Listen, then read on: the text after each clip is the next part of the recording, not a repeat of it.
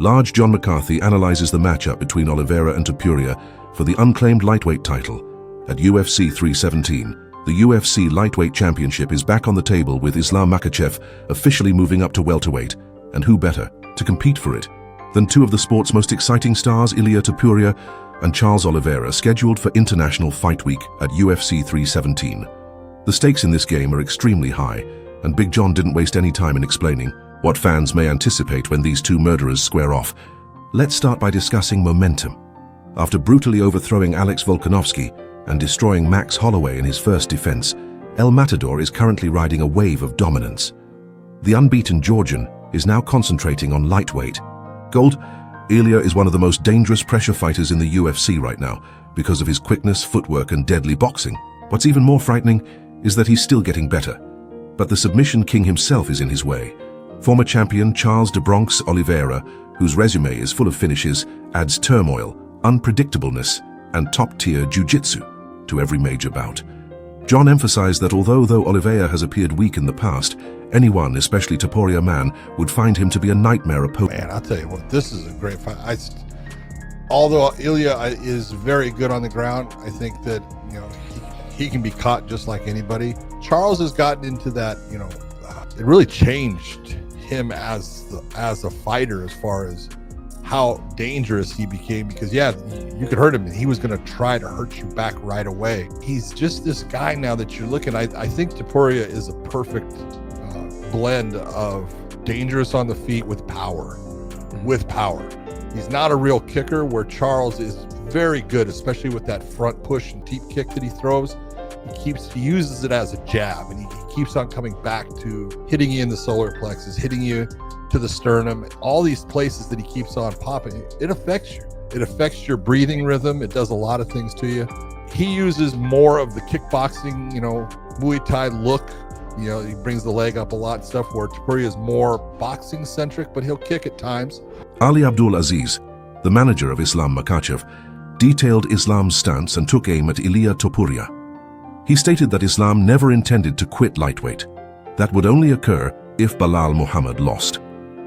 Now that he has the title, the manager believes that if Belal had kept the welterweight title at UFC 315, the door is wide open. Islam would have remained at lightweight and grudgingly defended against Topuria, but after Jack Della Maddalena took that title in Montreal, Islam didn't hesitate, and Abdelaziz didn't miss the chance to make fun of Ilia in the process.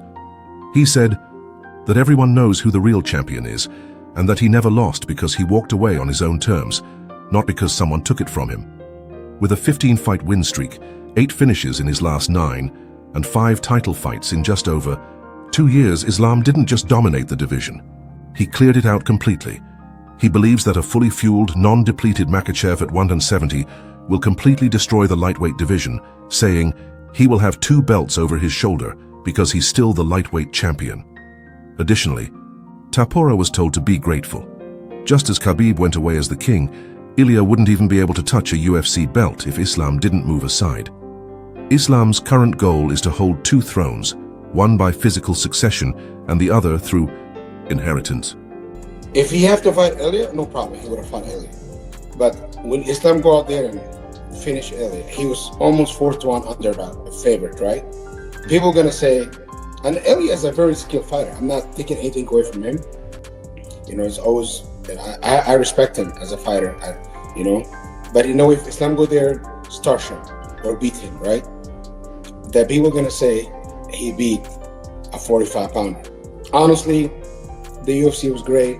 I was last night to the office to probably 4 in the morning, tried to get stuff done.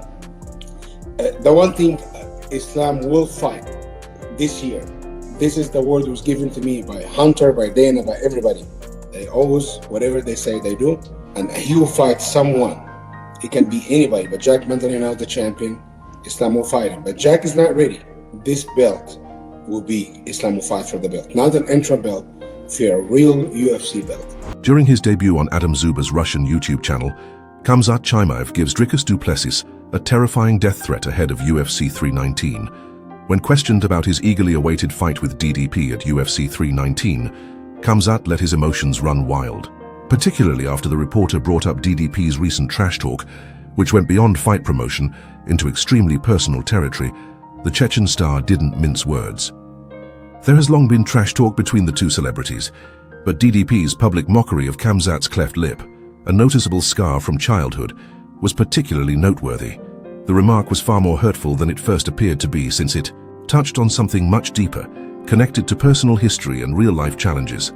Many fans are unaware that Khamzat suffered that injury while escaping an attack on his town and fell to the ground when everything around him was in disarray. That scar serves as a reminder of Khamzat's survival and is not something to be laughed at. The disdain touched a nerve. In addition to being angry, Khamzat's response sounded uncannily similar to a death threat. This conflict is no longer about business, he made plain. Khamzat stated the following, quotation talking, "Is not crazy, because I know that this is a fighting sport. We punch each other in the face and bleed inside the cage. Professionalism must still exist. You talk too much and awful things will happen, some really bad things. You know, someone could die." Finish the quote.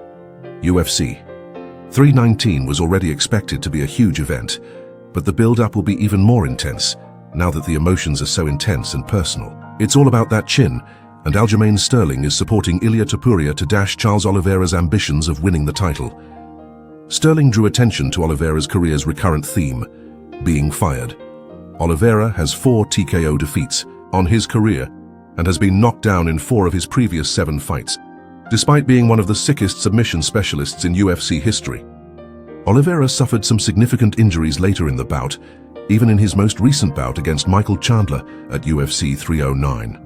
For someone like Topuria, who is currently fighting at 155 and says he feels even stronger there, Sterling views this as a serious warning sign. Sterling emphasized that the Georgian's power remains at 155 with greater size, more power, and the same razor-sharp accuracy after he was once dropped by Jai Herbert, but returned with a vicious knockout. Aljo thinks Charles would have a difficult evening if Ilia lands clean. He was so sure of Ilia's